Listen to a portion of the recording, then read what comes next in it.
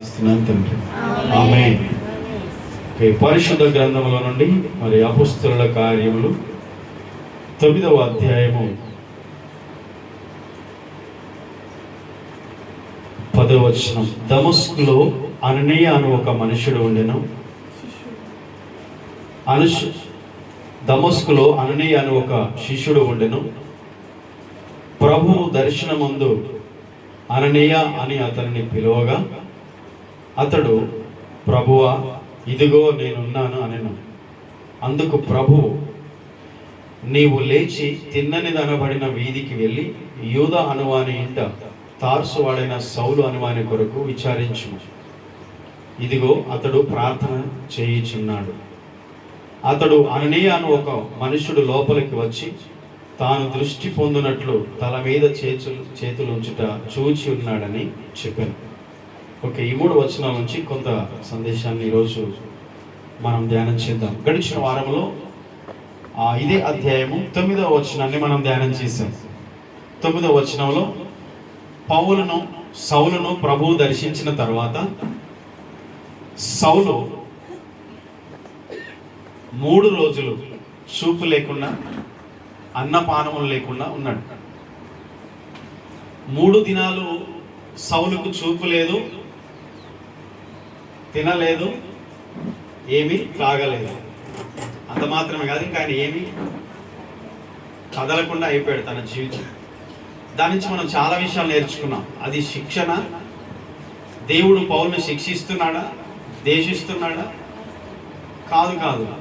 దేవుని ప్రణాళికలో ఆ నిశ్శబ్ద కాలం అంటే ఏమీ దిక్కు తోచని ఆ స్థితి, ఇక ఏమీ చేయలేదు, కంటికి కనిపించట్లేదు, ఏమీ చేయలేని స్థితి, తినలేని స్థితి, కనీసం తనకి ఏమీ అర్థం కాని స్థితి, అంధకారం.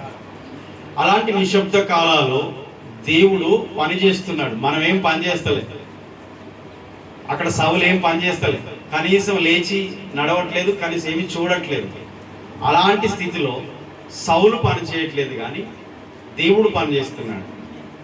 సౌలుకు వచ్చిన స్థితి, అలాంటి పరిస్థితులు మన జీవితంలో ఎదురైనప్పుడు మనం గుర్తుంచుకోవాలి, మనం ఏమీ చేయలేని స్థితిలో ఉన్నాం, నిస్సహాయ స్థితిలో ఉన్నాం, నిర్జీవమైన స్థితిలో ఉన్నాం. బలము పోయింది, అతనుకున్న అహం పోయింది, పేరు పోయింది, చూపు పోయింది, ఆకలి లేదు, దప్పిక లేదు, ఏమీ లేని పరిస్థితి. కానీ దేవుడు మాత్రం సౌలు విషయంలోనే పని చేస్తున్నాడు. దాన్ని సిద్ధపాటు కాలము అని మనం నేర్చుకున్నాం. ఓకేనా? అర్థమవుతుందా? దేవుని వాక్యాన్ని ధ్యానిస్తున్నప్పుడు మనం మనసు పెట్టి దేవుని మాటల మీద మనము మనస్సు పెట్టినప్పుడు, మనము లక్ష్యం ఉంచినప్పుడు దేవుడు మనతో మాట్లాడతాడు. మన హృదయమును ఆయన వాక్యం మీద లక్ష్యం ఉంచాలి, మన మనస్సును. ఇప్పుడు మనం చదివిన 10వ వచనంలో ఇక దేవుడు పని చేస్తున్నాడు. అంటే ఎలా పని చేస్తున్నాడు? సౌలు మాత్రం యూదా అనేవాని ఇంటిలో ఉన్నాడు, కానీ దేవుడు పని చేస్తున్నాడు. ఏం పని చేస్తున్నాడు తెలుసా? అదే ప్రాంతంలో అననీయ అనేటువంటి ఒక శిష్యుడు ఉన్నాడు. యేసు ప్రభువుని నమ్ముకున్నవాడే, ఆయన్ని వెంబడిస్తున్నవాడే. ఆ అననీయ అనేటువంటి ఒక శిష్యుణ్ణి ప్రభువు దర్శించాడు. ఇప్పుడు మన గురించి దేవుడు పనిచేస్తున్నాడంటే కొన్నిసార్లు మన పక్షంగా దేవుడు పనిచేస్తున్నాడని అర్థం. మన విషయంలో ఆయన పనిచేస్తున్నాడంటే మన గురించి ఇంకొకరితో దేవుడు మాట్లాడుతున్నాడు. మన గురించి ఆయన కేర్ తీసుకుంటున్నాడంటే దేవుడు మన దగ్గర వచ్చి పని చేయట్లేదు, మన ముందు కనిపించట్లేదు, మనకేదో చేస్తున్నట్టు కనిపించట్లేదు, కానీ మన పక్షంగా ఇంకొక చోట పని చేస్తున్నాడు. ఇంకొకరి ద్వారా మన గురించి దేవుడు కార్యము జరిగించబోతున్నాడు.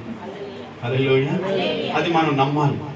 అందుకనే మనం ఎప్పుడు కూడా నిరుత్సాహపడడం, నిస్సహాయ స్థితిలో ఉండడం, బలహీనపడడం, ఇవేవి మనము చేయకుండా జాగ్రత్త పడదుము గాక.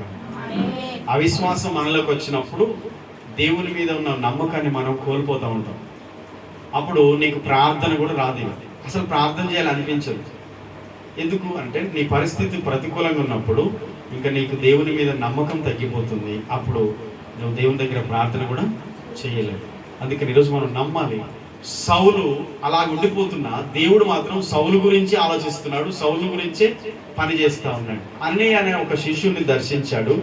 ఆ అననీయ దగ్గరికి వెళ్ళి ప్రభు దర్శనంలో మాట్లాడుతున్నాడు. ఇక దర్శనం గురించి ఇక్కడ స్టార్ట్ అయింది. దర్శనాలు, కళలు ఇవన్నీ పాత నిబంధనలనే కాదు, కొత్త నిబంధనలో ఇంకెక్కువ ఉన్నాయి. మనం చదివే ధ్యానించి అపొస్తలుల కార్యంలోనే చాలా సందర్భాల్లో దేవుడు దర్శనం ద్వారా మాట్లాడతాడు. దర్శనం అంటే ఏంటి, కళ అంటే ఏంటి, ఆ విషయాలు మనం ఒకరోజు మరొక ప్రత్యేకంగా ఒక రోజు దాన్ని మనం ధ్యానం చేద్దాం. ఓకే, దర్శనం అంటే సాధారణంగా మనము జాగ్రత్తగా మెలకువగా ఉన్నప్పుడు, అంటే నిద్రలో ఉన్నప్పుడు కాదు, ప్రార్థన చేస్తున్నప్పుడు కానీ, సాధారణంగా మనం కొంచెం మెలకువగా ఉన్నప్పుడు కానీ, లేదా కళ్ళు మూసుకొని నిద్రపోకుండా అలా పడుకున్నప్పుడు కానీ, ఇంకా మనం నిద్రలోకి వెళ్ళక ముందు ఒక ఆత్మీయ దృశ్యాన్ని మనం చూడటమే దర్శనం.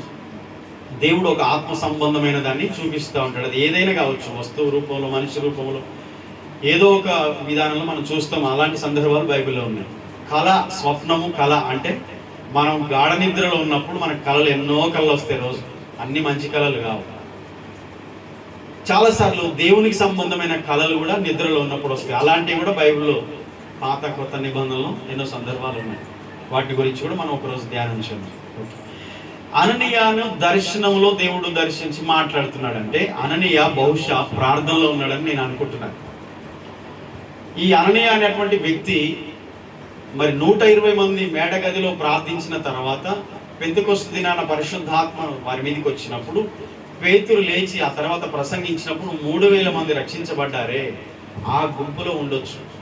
వారే తర్వాత సంఘము స్టెఫను కాలంలో చెదిరిపోయారు. ఆయా ప్రాంతంలో చెదిరిపోయిన కొంతమంది క్రైస్తవుల గుంపు దమస్కు అనే ప్రాంతానికి వెళ్ళారు. అక్కడ స్థిరపడి అక్కడ సంఘంగా ఏర్పడి దేవుని ఆరాధిస్తున్నటువంటి సంఘం. ఆ సంఘాన్ని పాడు చేయడానికి వెళ్తున్నాడు సౌలు గారు. ఎక్కడికి వెళ్తున్నారంటే దమస్కులో ఉన్న సంఘాన్ని హింసించడానికే వెళ్తున్నాడు.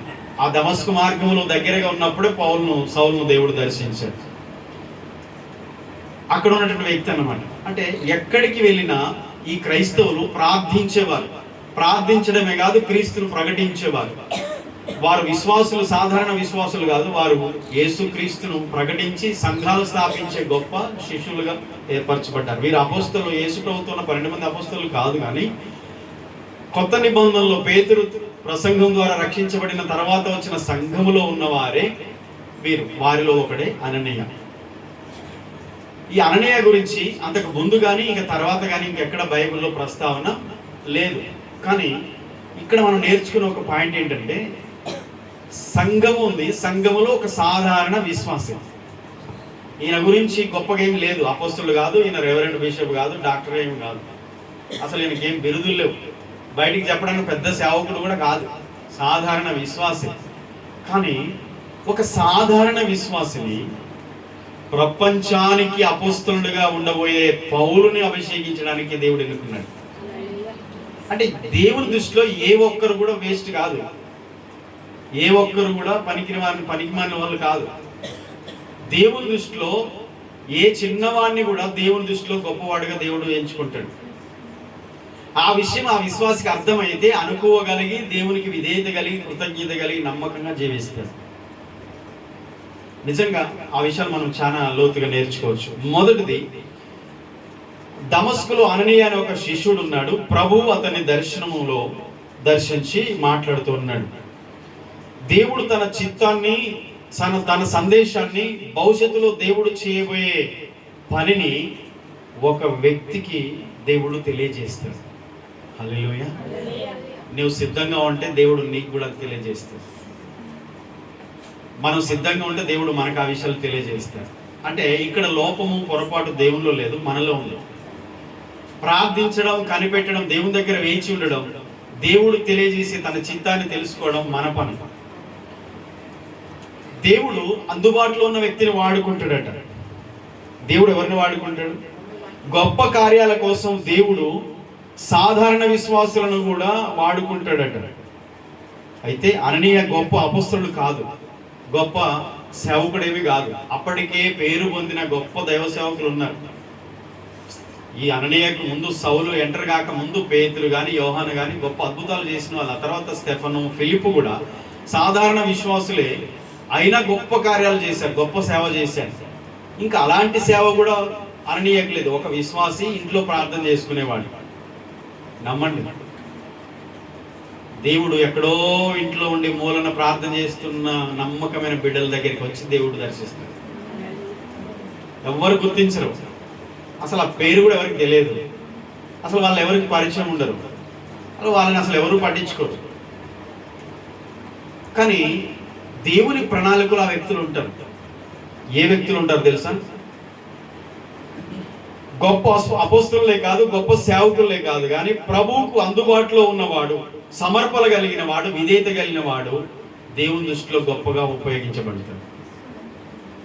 దేవుడు ఎవరిని దర్శిస్తాడంటే నమ్మకస్తులు చూస్తాడు.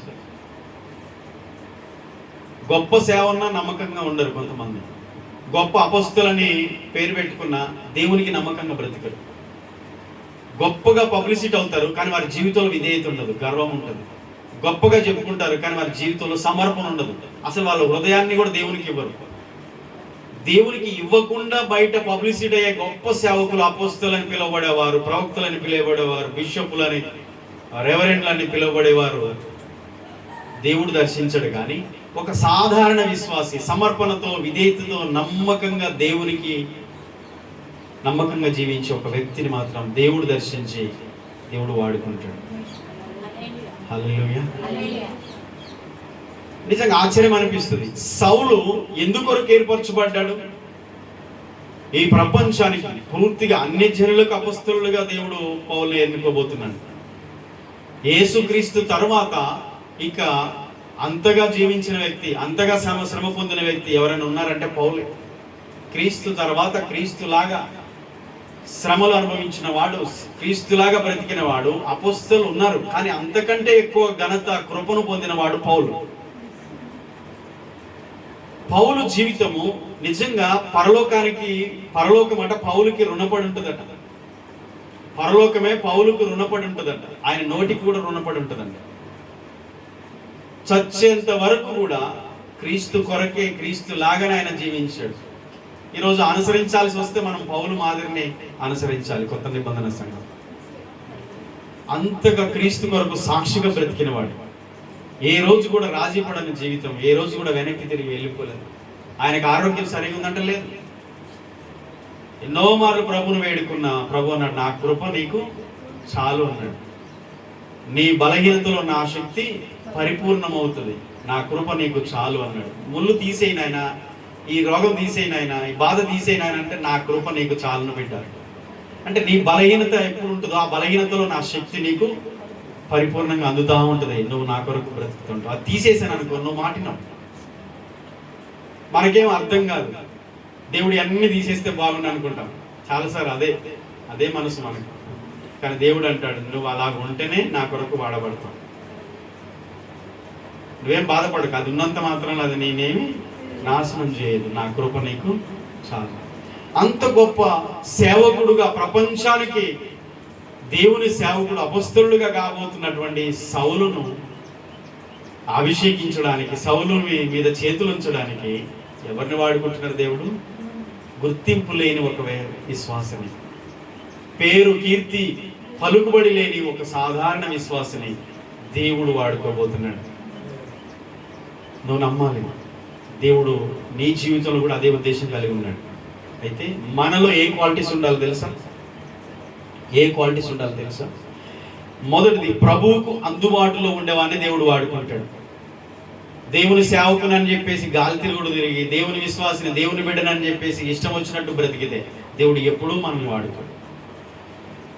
I am pastor, I am bishop, I am reverend, I am doctor, నేను సంఘ పెద్ద, నేను గొప్ప విశ్వాసి, నేను సీనియర్ బిలీవర్. నువ్వు సీనియర్ అయినా, నువ్వు జూనియర్ అయినా, నువ్వు ప్రభువుకు అందుబాటులో ఉంటేనే దేవుడు నేను వాడుకుంటాడు. ఇష్టం వచ్చినట్టు తిరిగేవాడిని దేవుడు వాడుకోడు. చాలా మంది అనుకోడు దేవుడు నన్ను వాడుకుంటున్నాను. దేవుడు వాడుకో, నిన్ను మనుషులు వాడుకుంటున్నారు అవసరానికి. నిన్ను మనుషులు వాడుకుంటున్నారు తప్ప దేవుడు వాడుకోవట్లేదు. ఒక విశ్వాసిగా నీవు దేవునికి అందుబాటులో ఉండడం నీ బాధ్యత అయితే, నిన్ను సౌలు లాంటి గొప్ప వ్యక్తులను కూడా బలపరచడానికి దేవుడు నిన్ను వాడుకోవడం ఆయన బాధ్యత. రెండవది, అననీయలో మనం చూసేది ఏంటంటే విధేయత. నెక్స్ట్ 11-12 వచనంలో అదే ఉంటుంది. దేవుడు ఏది చెప్తాడో అది చేశాడు. రెండవది విధేయత అంటే లోబడటం. దేవుని పని అంటే, దేవుని పరిచర్య అంటే, దేవుని యొక్క పిలుపు అంటే, దేవుని మాట అంటే, దేవుని వాక్యం అయినా నీవు వినగలిగితే, నువ్వు లోబడగలిగితే నిన్ను దేవుడు వాడుకుంటాడు. లోబడిన తనం మనల్ని ఎప్పుడు కూడా దేవునికి ఉపయోగకరంగా ఉంచుతుంది.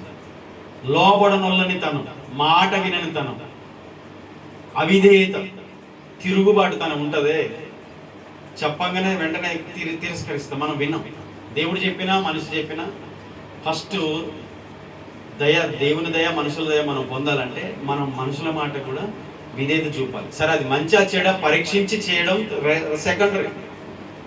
ఇప్పుడు తప్పు చేయడానికి కూడా మనుషులు ఈ పని చేయంటే అది తప్పు చేయలేము. అయితే అది కూడా కొంచెం ఆలోచించి ఇది నేను చేయకూడదు, నేను చేయలేనని చెప్పొచ్చు. కానీ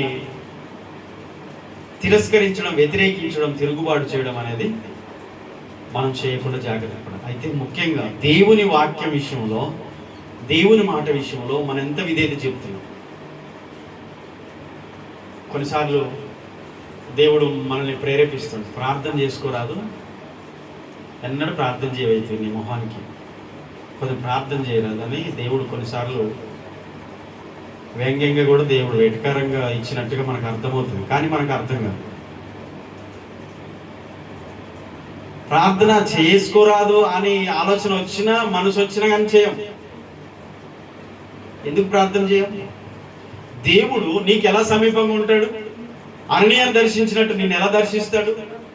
నీ బాధలో నువ్వు కూర్చున్నావు, ఏడుస్తున్నావు, అన్ని చేస్తున్నావు, కానీ ప్రార్థన చేయట్లేదు. నీ పరిస్థితులన్నీ బయటలో చెప్తున్నావు. మనకు అలవాటు ఏంటంటే మందికి చెప్పుకోవడం బాగా అలవాటు. మందికి చెప్పుకుంటే భారం పోద్దని. పోదు, నీకు తెలియదు, ఇంకా భారం పెరుగుతుంటుంది. నీకు తెలియకుండా సమస్యను పెద్దగా చేసుకుంటున్నావు నువ్వు. నీకు తెలియదు అది రహస్యము. ఎప్పుడు అది రహస్యం అయిద్దంటే నీ దగ్గర ఉన్నప్పుడే రహస్యం. ఎదుటోని నోట్లో చెవులోనికి వెళ్ళాక అది రహస్యం కాదు. అది ఇగో ఎవ్వరికి చెప్పకు, నీకే చెప్తున్నా, ఎవ్వరికి చెప్పకు. సీక్రెట్ చెప్పినావు, ఎవ్వరికి చెప్పకని చెప్పినావు. కానీ ఎవ్వరికి చెప్పకన్నా నుంచే అందరికి చెప్పడం స్టార్ట్ అవుతుంది. చాలాసార్లు మనము విధేయత చూపకపోవడము. మూడవది సమర్పణ. సమర్పణ లేదు. ఇప్పటి వరకు ఇన్ని సంవత్సరాలైనా హృదయాన్ని యేసయ్యకి ఇచ్చారా? అసలు నీ ఆత్మార్పణ చేసావా? నీ ఆత్మను దేవునికి అర్పించుకున్నావా? సైతానుకు ఉన్న బలం ఏంటంటే ఫస్ట్ నీ ఆత్మ మీద అధికారం చేయడానికి వస్తాడు. అయితే డైరెక్ట్ ఆత్మలోనికి రాడు, ఫస్ట్ నీ మనసులోనికి వస్తాడు. నీ శరీరంలోనికి వస్తాడు. నీ శరీరం సాతానికి అందుబాటులో ఉంది అంటే రెండవది నీ మనస్సును వాడుకుంటాడు. నీ మనస్సు అపవాదికి శరీరము మనస్సు రెండు సాతానికి దొరికిన తర్వాత నీ లోపల ప్రవేశించి నీ ఆత్మను వశపరుచుకుంటాడు. నీ ఆత్మ సాతాను ఆధీనంలోకి వెళ్ళిన తర్వాత ఇంకా సైతాను బుద్ధులే ఉంటాయి, సైతాను అలవాట్లే, సైతాను మాటలే, సైతాను చేసుకోలే, సైతాను క్రియలే, సైతాను నడకలే. స్వయంగా యేసు ప్రభువు వారు తిట్టాడు. శాస్త్రం, పరిచయాలు, సద్దుకాయలు ఆనాడున్న తరం ఉండ్రే. వాళ్ళు అన్నాడు, మీరంతా అపవాది పిల్లలు అన్నాడు, మీరు సర్ప సంతానం అన్నాడు. వాళ్ళు ఎవరు? అబ్రహం సంతానం. కానీ దేవుడు ఏమంటున్నాడు అంటే అర్థం ఏంటి? అపవాది లక్షణాలు మీలో పనిచేస్తున్నాయి. అబ్రహం పిల్లలైతే విశ్వాసంతో మాట్లాడాలి, అబ్రహం పిల్లలైతే భక్తి కలిగి ఉంటారు, ధర్మశాస్త్రం లోబడతారు, లేఖనాలు, ప్రవచనాలు, ప్రవక్తల మాటలను గుర్తించి నన్ను మీరు అంగీకరిస్తారు. మరి నన్ను అంగీకరించట్లేదంటే మీరు సత్యంలో నిలిచిన వారు కాదు. మీకు ఇంకా కళ్ళు తెరవబడలేదు, సత్యం తెలుసుకోవాలి. మీరు ఇంకా ఆచారాల్లో మునిగున్నారు, అలవాట్లో మునిగున్నారు, సైతాను పనులే చేస్తూ ఉన్నారు. అంటే దాని అర్థం ఏంటంటే సత్యానికి వారు సమర్పించుకోలేదు. ఈరోజు మనం ఏం నేర్చుకుంటాం అననీయ నుంచి అంటే మూడవది, అతడు సమర్పణ కలిగిన బిడ్డ. ఆమేన్. మనసును దేవునికి ఇచ్చాడు, హృదయాన్ని దేవునికి ఇచ్చాడు, ఆత్మను దేవునికి ఇచ్చాడు, శరీరమును దేవునికి ఇచ్చాడు, ప్రార్థనలో ఉన్నాడు. అలాంటి వ్యక్తుల దగ్గరికి దేవుడు వచ్చి దర్శిస్తాడు, దేవుడు వచ్చి మాట్లాడతాడు. నెక్స్ట్ తర్వాత అధ్యాయంలో మనం చూస్తాం. ఇక్కడ నుంచే స్టార్ట్. కొర్నేలి జీవితంలో కానీ ఇంకా కొంతమంది భక్తుల జీవితాల్లో, పౌలు జీవితాలు ఎన్నో మార్లు దేవుడు మాట్లాడిన సందర్భాలు ఉన్నాయి. ఇప్పటికీ నమ్మకమైన బిడ్డలను చాలా మంది దర్శనాలు చూస్తూ ఉంటారు. మీకు తెలుసా? ప్రార్థనలో ఎక్కువ ఉండేవాడు దేవుని దర్శనాలు ఎక్కువ చూస్తాడు. ప్రార్థనలో ఎక్కువ గడిపేవాడు దేవుని స్వరం ఏంటుంటాడు. ప్రార్థనలో ఎక్కువ గడిపేవాడు దేవుని యొక్క స్పర్శను అనుభవిస్తాడు. కనీసం మనము దేవునికి మన హృదయాన్ని, దేవా నా హృదయంలో ఒకప్పుడు అన్నిటికీ చోటు ఇచ్చాను, కానీ ఇప్పుడు నా హృదయంలో ఎవరికి చోటు లేదు లేదు. నీ లోకానికి, పాపానికి లోకాశ లేదు. నా హృదయంలో నీకు చోటు ఉంది. లోకంలో ఉన్నాం, మనుషుల మధ్యలో బ్రతుకుతున్నాం, పని చేస్తున్నాం, ప్రయాణం చేస్తున్నాం, వారితోనే కలిసి తిరుగుతున్నాం. అయినా సరే మనము ప్రత్యేకించబడిన బిడ్డలుగా ఉందము గాక. లోకంలో ఉన్న లోకస్తులాగా బ్రతకొద్దు బిడ్డ. నువ్వు ఒక అననీయలాగా బ్రతకాలి. ఒక సాధారణ విశ్వాసమైనా సరే దేవుని దృష్టిలో నువ్వు గొప్పవాడుగా ఉంటావు. ఎవ్వరు నిన్ను గుర్తించకపోయినా పర్వాలేదు, నీవు దేవుడి చేత నువ్వు గుర్తించబడతావు. ఎప్పుడు తెలుసా? నువ్వు సమర్పణ కలిగి ఉంటే, నువ్వు విధేయత కలిగి ఉంటే. మూడవది, దేవునికి అందుబాటులో ఉంటే. దేవునికి అందుబాటులో ఉండాలి. మనం మందిరానికి అందుబాటులో ఉన్నాం, దైవ సేవకులకు అందుబాటులో ఉన్నాం, ప్రార్థనకు అందుబాటులో ఉన్నాం, ఏ గుడికి అందుబాటులో, మరి అన్నిటికీ అందుబాటులో ఉంటాం, అందరికీ అందుబాటులో ఉంటాం. ఎక్కడ తక్కువ కాదు. అరే ఎక్కడ మిస్గా మనం. ఏ ఫంక్షన్కైనా అందుబాటులో ఉంటాం, ఏ పెళ్ళికైనా అందుబాటులో ఉంటాం, ప్రతి కార్యానికి అందుబాటులో. అది తప్పని నేను అంటలేను, క్షమించండి, అది తప్పు అని నేను అంటలేను. కానీ వాటికంటే ఎక్కువ నువ్వు ప్రభువుకి అందుబాటులో ఉందువుగాక. నువ్వు నీ దేవునికి అందుబాటులో ఉందువుగాక. నువ్వు దేవునికి అందుబాటులో ఉండకపోతే నువ్వు దేవుని బిడ్డ ఎలా అవుతావు? దేవుని బిడ్డనని చెప్పుకుంటున్నావు, దేవుని బిడ్డ ఎలా అవుతావు? దేవునికి అందుబాటులో ఉండడం అంటే ఏంటి? కనీసం రోజులో కొంత సమయమైనా నీ మోకాళ్ళు ప్రభు దగ్గర ఉండి ఆయన దగ్గర కూర్చొని మోకరించి కొద్దిసేపు ప్రార్థించాలి. ఆయనకు అందుబాటులో ఉండాలి. ఇది చాలా ప్రాముఖ్యం. ఇది లేని క్రైస్తవమే కాదు. నెక్స్ట్ అదే సౌలు పౌలు మార్చడానికి ఇదే స్టార్ట్ అయింది. అననీయ అనే దేవుడు ఎందుకు వాడుకున్నాడు? దమస్కులో గొప్ప సేవకులు ఉన్నారు, గొప్ప విశ్వాసులు ఉన్నారు, అపోస్తలులు ఉన్నారు. ఏంటి, సౌలును దర్శించడానికి పేతురు రావచ్చుగా, యోహాను రావచ్చుగా, ఏంటి యాకోబు రావచ్చుగా, గొప్ప గొప్ప అపోస్తలులు ఉన్నారే. ఒక విశ్వాసి వెళ్తున్నాడు సౌలు దగ్గరికి. నువ్వు నమ్ముతావా? నువ్వు నమ్మకంగా ఉంటావా? నువ్వు చిన్నవాడివైనా, కొద్దివాడివైనా, గుర్తింపు లేని వాడివైనా, వయసులో చిన్నవాడివైనా, నీకంటే గొప్పవాడిని అభిషేకించడం దేవుడు నిన్ను వాడుకుంటాడు. తన చెలికాండ్ర కంటే ఎక్కువగా తన సహోదరులను, తన చెలికాండ్ర కంటే ఎక్కువగా దేవుడు హెచ్చించే దేవుడు. నువ్వు చిన్నవాడివైనా నిన్ను గొప్పగా దేవుడు ఉంచుతాడు. అందుకనే యాకోబును దేవుడు ఆశీర్వదించాడు. నడిపించిన కాళ్ళకు కృతజ్ఞత కలిగి ఉండు, చూపు ఇచ్చిన కళ్ళకు కృతజ్ఞత కలిగి ఉండు, బలపరిచిన చేతులకు కృతజ్ఞత కలిగి ఉండు, నమ్మకంగా ఉండు, దేవునికి దగ్గరగా ఉండు, అందుబాటులో ఉండు. దేవుడు నిన్ను హెచ్చిస్తాడు. నీకంటే గొప్పవాడిగా ఎవరు ఉన్నారో వారి అందరికంటే నిన్ను గొప్పగా దేవుడు వాడుకుంటాడు. ఇది ఒక పాఠం నేర్పడానికి. ప్రపంచానికి అపోస్తలులుగా కాబోతున్న వానికి గొప్ప అపోస్తలులు వచ్చి అభిషేకం చేయలేదు, ప్రార్థన చేయలేదు, చేతులు ఉంచలేదు. సాధారణ విశ్వాసిని దేవుడు తీసుకొచ్చి గొప్ప సేవకునికి అభిషేకం ఇవ్వడానికి దేవుడు నిలబెట్టుకున్నాడు. దేవుడు అది ఎందుకు ఇస్తున్నాడు అంటే, నువ్వు తక్కువ వాడిగా, చిన్నవాడిగా, అల్పుడుగా, ఎన్నికలేని బిడ్డగా నువ్వు కనబడుతున్నావా లోకం దృష్టిలో? అననీయని గురించి ఈరోజు నేర్చుకుంటున్నావు. అననీయలాగా నువ్వు నమ్మకంగా బ్రతికితే దేవుడు నిన్ను ఆ స్థానంలో ఉంచుతాడు. ఆమేన్. గొప్ప వాళ్ళని అభిషేకించడానికి దేవుడు నిన్ను వాడుకుంటాడు. దేవుడిచ్చే గొప్ప ఆధిక్యత. ఆమేన్.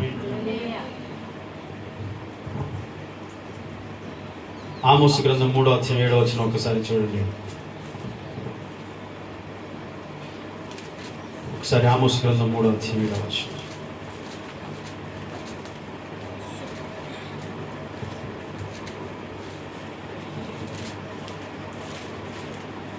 తన సేవకులైన ప్రవక్తలకు తాను సంకల్పించిన దానిని బయలుపరచకుండా ప్రభువైన యెహోవా ఏమీ చేయడు. ఆమేన్. దేవుడు తను చేయబోయేది ముందుగా బయలుపరుస్తాడు. ఆ విషయం మనం నేర్చుకోవాలి. దేవుడు ఏం చేయబోతున్నాడో ఆ విషయాలు తెలియజేస్తాడట.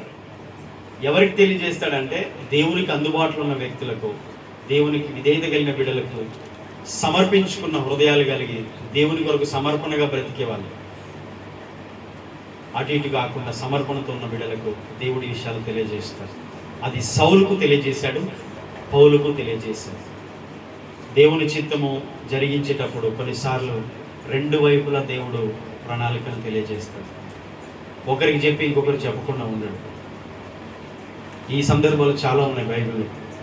కాబట్టి మనము అందులోంచి మరో ఇంకొక పాఠం వేరే కొనలు మనం ధ్యానించేద్దాం. 11వ వచనం ఒకసారి గమనించినట్లయితే అతడు అంటున్నాడు, ప్రభువా ఇదిగో నేనున్నాను అనెను. అందుకు ప్రభు, నీవు లేచి తిన్నని దనబడిన వీధికి వెళ్ళి యూదా అనువాని ఇంట తార్సు వాడైన సౌలు అనువాని కొరకు విచారించుము, ఇదిగో అతడు ప్రార్థన చేయుచున్నాడని చెప్పాడు. అననీయాను దేవుడు దర్శించి అననీయ చెప్తున్నాడు సౌలు గురించి. అననీయాను దర్శించగానే అననీయ అతడు ప్రభువా ఏమన్నాడు, ఇదిగో ప్రభువా నేనున్నాను అన్నాడు. అననీయ అని పిలవగానే దర్శనంలో ప్రభువా నేనున్నాను చెప్పండి అని తన విధేయతను కనపరుస్తున్నాడు. అప్పుడు దేవుడు చెప్పాడు, సౌలు గురించి చెప్తున్నాడు, నువ్వు వెళ్ళి తిన్ననిది అనబడిన వీధి, అంటే తిన్ననిది అనబడిన వీధి అంటే అర్థం ఏంటంటే నిటారు వీధి, అంటే తిన్ననిది అనగా స్ట్రైట్గా ఉన్న స్ట్రీట్ వీధి, నిటారుగా ఉన్న వీధి అన్నమాట. దమస్కు అనే పట్టణంలో ఒక వీధి ఉంటుంది, తిన్ననిది అనబడిన వీధి అంటారు దాని పేరు. అంటే నిటారుగా ఉంటుంది, ఎంత దూరం ఉంటుందో తెలియదు కానీ స్ట్రైట్గా ఉంటుంది. ఆ వీధిలో వెళ్ళి యూదా అనేవాడు ఉన్నాడు, యూదా అనేవాని ఇంట్లో, అంటే యూదా అనే వ్యక్తి కూడా ఆ దమస్కులో సంఘంలో ఒక విశ్వాసం. అతని ఇంట్లో సౌలు అనే వ్యక్తి ఉన్నాడు. నువ్వు వెళ్ళి అతని దగ్గరికి వెళ్ళు, అతని కొరకు విచారించుము అని అంటే అర్థం ఏంటి అని అంటే అతని గురించి ఆలోచన చేయమంటున్నాడు. విచారించుము, అతని గురించి నీవు ఆలోచన చేయి, మాట్లాడు. రెండవది, అతడు ఏం చేస్తున్నాడు, ప్రార్థన చేస్తున్నాడు. ఏమండి చెప్పండి, ఒకసారి తలలేతండి. ఇంతకుముందు ప్రార్థన చేశాడా? యేసయ్యకి ప్రార్థన చేశాడా? ప్రార్థన ఎప్పుడు స్టార్ట్ అయింది? అంతేనా?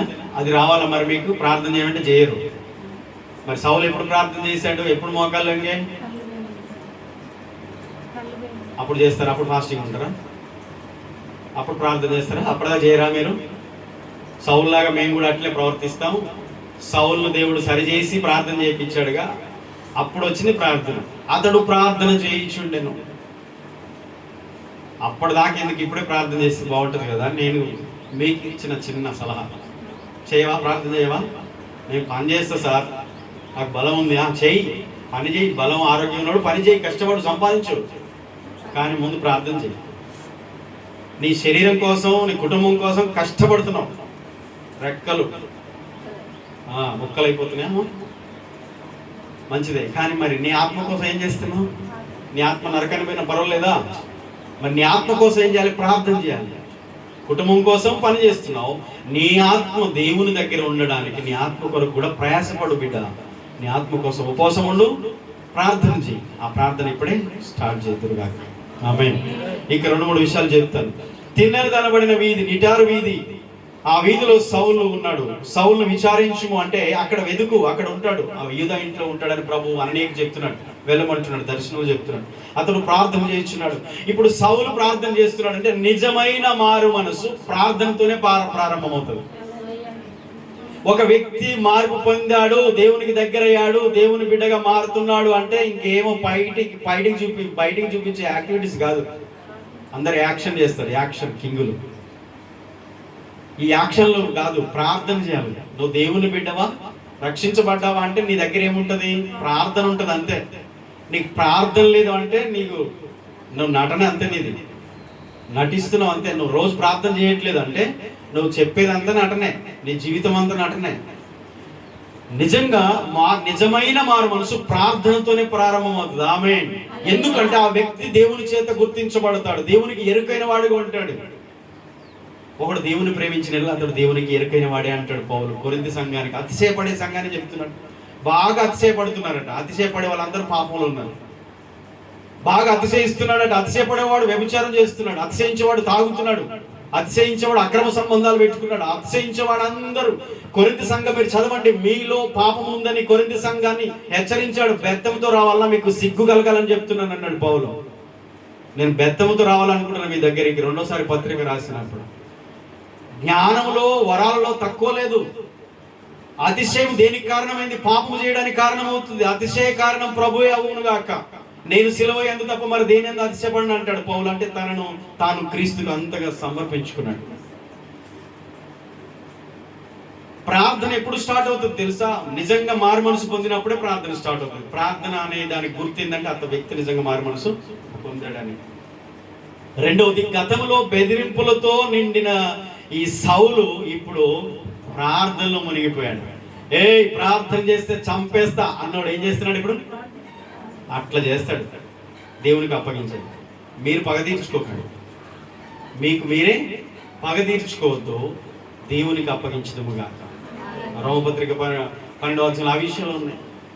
కాబట్టి ప్రేమ చేత జయించండి, కీడు చేత కాదు. ప్రేమించడం, ఎందుకంటే ఎవరినైనా దేవుడు మారుస్తాడు. ఆమె మార్పు అనేది దేవుని చేతిలో ఉంది. మీరు దేవునికి అప్పగించడమే పని. ఆయన మారడు సార్, తాగుతాడు, తిడతాడు, కొడతాడు. అందుకని నువ్వు కూడా తిట్టడం స్టార్ట్ చేయి. నువ్వు తిడితే మరి ఆయన కొడతనే ఉంటాడు. మన మాటలు వాళ్ళే వస్తుందా మరి? దెబ్బ పడ్డాక అన్న మాట రాదు, కొట్టిన దెబ్బకు రాదు. ఒక్కసారి ఆలోచించి దేవునికి ప్రతి పరిస్థితిని, ప్రతి మనిషిని, ప్రతి సమస్యను అప్పగించాలి. దేవునికి అప్పగించడం కాక దేవుడే మారుస్తాడు. సౌలు లాంటి వ్యక్తిని మార్చినోడు ఇంకెవరైనా మారుస్తాడు. మామూలుగా సౌలు అంటే సౌల్ని మార్చిన దేవుడు ఇంకా దేనైనా మారుస్తాడు. ఆమెన్ చెప్తాం. ఆమెన్. మారిన జీవితానికి మొదటి గుర్తు ప్రార్థన. ఇప్పుడు తిన్నని తెరబడిన వీధిలో, స్ట్రైట్ గా ఉన్న వీధిలో పౌలు వెళ్తున్నాడంటే, వంకర మార్గంలో నడిచిన సౌలును దేవుడు నిటారైన మార్గాన్ని తీసుకొచ్చాడు. ఇదొక దాన్ని ఏమంటారంటే కొన్ని ఇండికేషన్స్ లాగా. ఒక జీవితము వంకర టింకర ఉంది. వంకర మార్గంలో నడిచాడు, అడ్డంగా వెళ్ళాడు, దేవునికి విరోధంగా వెళ్ళాడు, సంఘానికి వ్యతిరేకంగా వెళ్ళాడు, అసలు ప్రార్థనకి వ్యతిరేకి, సేవకు వ్యతిరేకి, వంకరగా వెళ్ళిన వ్యక్తిని ఏ వీధిలో నడిపిస్తున్నాడు? వంకర వీధిలోనా, నిటారు వీధిలోనా? నిటారు వీధిలో నడిపిస్తున్నాడు. అసలు ఎందుకు దేవుడు చెప్పాడు తిన్నని దనబడిన వీధిలో ఉన్నాడని? వంకర వీధిలో ఎక్కడో సందులో గుడిసెలో ఎండ ఉండొచ్చు ఎవరింట్లో. లేదు, నిటారు వీధిలో అడ్రస్ కూడా అది చెప్తున్నాడు. అంటే ఇంతకుముందు నేను వంకర వెళ్ళినవాడు ఇప్పుడు నిటారు వీధిలో నడుస్తున్నాడు. చూడు, మారిన జీవితం అంటే ఇట్లా ఉండదు. మార్పు పొందిన జీవితము, వంకరగా వెళ్ళిన జీవితం ఇప్పుడు ఎలా వెళ్తుంది? సౌలు చక్కని వీధిలో వెళ్తున్నాడు. అంటే అడుగులు వంకర టింకర పోట్లే, ఆ ఇంటికి, ఆ గొల్లికి, ఆ గల్లికి. జీవితంలో చాలా సార్లు మనం వంకరలు చాలా ఉన్నాయి, సరిచేయబడును గాక. మన వంకర జీవితాలు సరిచేయబడును గాక. దేవుడు తప్పకుండా నిటారు వీధిలో ప్రతి ఒక్కరిని నడిపిస్తాడు. ఏం చింతించకండి. నెక్స్ట్, ముందు అతని చేతిలో అధికారం ఉంది, పత్రాలు ఉన్నాయి, అహం ఉంది అతని చేతిలో. కానీ ఇప్పుడు ఏముంది? ప్రార్థన ఉంది. ఇంతకుముందు ఆ చేతిలో ఏం పట్టుకుని పోయాడు? అధికార పత్రాలు నాశనం చేయడానికి, సంఘాన్ని పాడు చేయడానికి చేతిలో అధికార పత్రాలు ఉన్నాయి. ఇప్పుడు చేతిలో ప్రార్థన.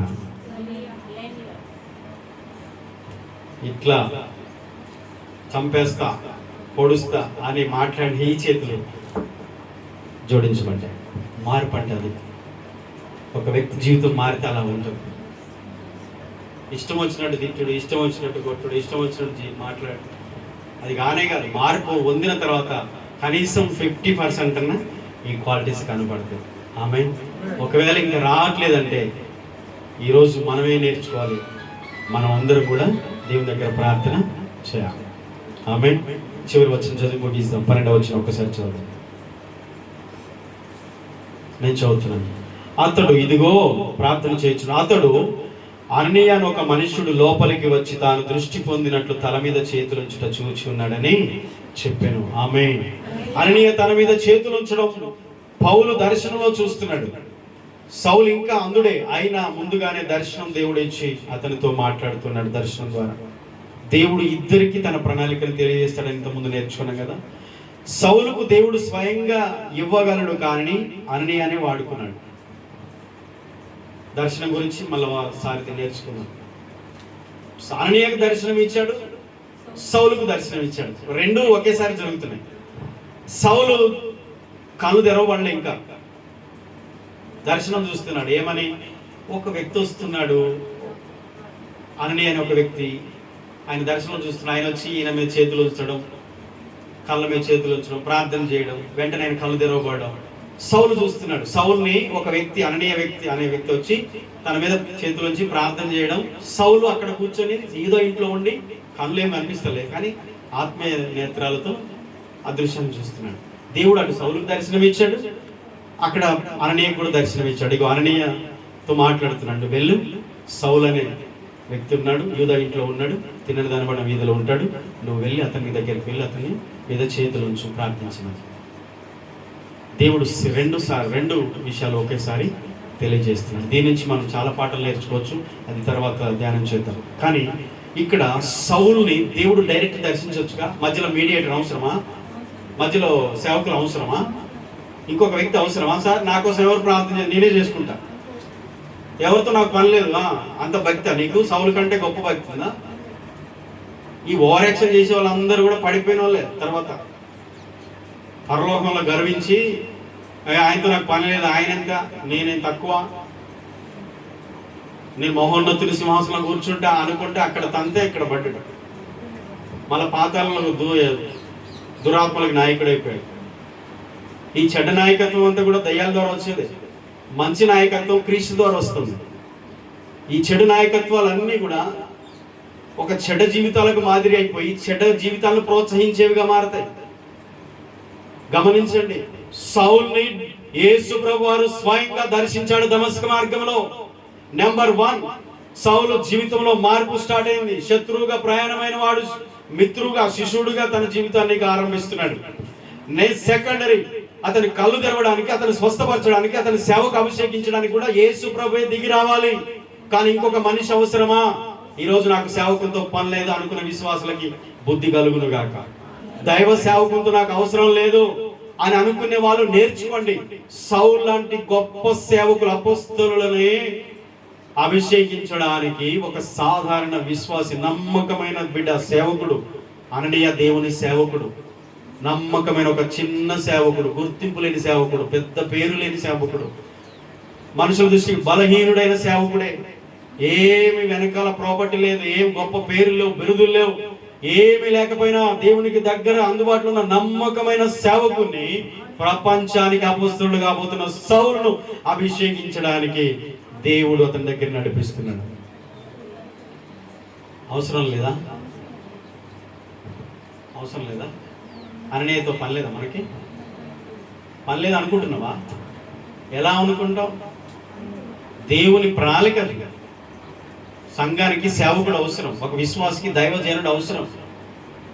నా ఇష్టం వచ్చినట్టు చేస్తా, నా ఇష్టం వచ్చినట్టు బ్రతుకుతా, నా ఇష్టం వచ్చినట్టు కాదు. ప్రతిదీ దేవుని బిడ్డవు, దేవుని ప్రార్థిస్తున్నావు. అయితే దైవ సేవకుని ద్వారా ప్రతి మాట తీసుకొని, ప్రార్థన చేయించుకొని, ప్రతి విషయం తెలుసుకొని, అడిగి తెలుసుకొని చేయడం, అది ఆశీర్వాదం. సేవకుని హస్తాలు మన మీద ఉండడం, వారు ప్రార్థించడం, వారు మన మీద చేతులు వచ్చి మనల్ని దీవించడం మనకు చాలా అవసరం.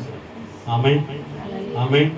కాబట్టి ఆ విషయాలు మనం నేర్చుకుందాం. సౌలుకు దేవుడు స్వయంగా చెప్పగలడు, కానీ అననీయనే వాడుకున్నాడు. సౌలు కళ్ళతో ముందుగా చూడలేదు, కానీ విశ్వాసంతో ముందుగా దర్శనం చూశాడు. నేను చూస్తే నమ్ముతా సార్, దేవుడు అది చేస్తే అప్పుడు నేను దేవుని కానుకిస్తా. ఏది నువ్వు ఇచ్చేది? నీ కానుక దేవుని కావాలా? నీ హృదయాన్ని దేవునికి ఇవ్వలేదు ఇంతవరకు నువ్వు. ఆయన కానుక ఎప్పుడు ఇచ్చారులే. దశభాగం ఇచ్చే భక్తులం మనం, నీతిమంతులమా, దేవుని ఆజ్ఞలు పాటించే బిడ్డలమా, నమ్మకంగా దేవుని భాగాన్ని, దేవుని సమయాన్ని, దేవునికి ఇవ్వాల్సిన విలువను మనం ఇచ్చే అంత భక్తిపరులం మనం. అది లేదులే. కనీసం హృదయాన్ని ఇచ్చావా? మనసన్న ఇచ్చావా? ఏసైకు సరే, మిగతా ఇవ్వట్లేదులే. ఇవ్వకపోతే సేవకుడు ఎండగడుతుంటాడు, సేవ ఎండిపోతుంది.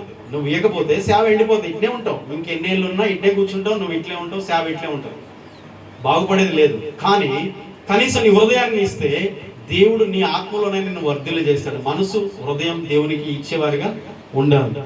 అవసరం లేదనుకోండి. దేవుడు చేసే కార్యాన్ని విశ్వాసంతో మనము నమ్మట్లేదు చాలాసార్లు.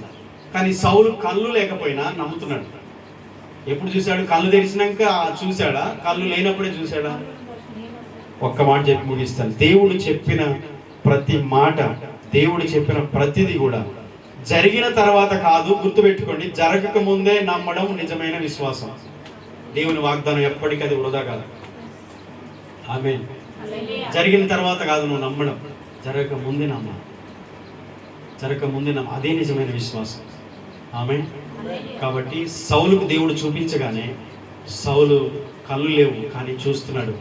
తను ఈ వ్యక్తి ఇతడా అని అనుకోవట్లేదు. దేవుడు చేసే ప్రతిదీ కూడా నమ్మాలి. ఎవరైనా సరే, ఎవరు ఏది చెప్పినా, దేవుని మాట మనకు చెప్పినప్పుడు దేవుని వాక్యానికి మనం లోబడి విశ్వాసంతో జీవించాలి. ఆమేన్. కళ్ళు మూసుకొని ప్రార్థన చేద్దాం. కళ్ళు మూసుకుందాం. ఒక నిమిషం అందరూ కూడా కళ్ళు మూసుకుందాం. నమ్మదగిన దేవా, నీతిమంతుడా, మీకు స్తోత్రాలు చెల్లిస్తున్నాను. కృపగలిగిన దేవా, మీకు స్తోత్రాలు చెల్లిస్తున్నాను. దేవా, విశ్వాసముతో మా భక్తి జీవితం కొనసాగునట్లుగా కృప చూపండి. సౌలును మీరు దర్శించినప్పుడు దేవా, సౌలు జీవితం నుంచి ఎన్నో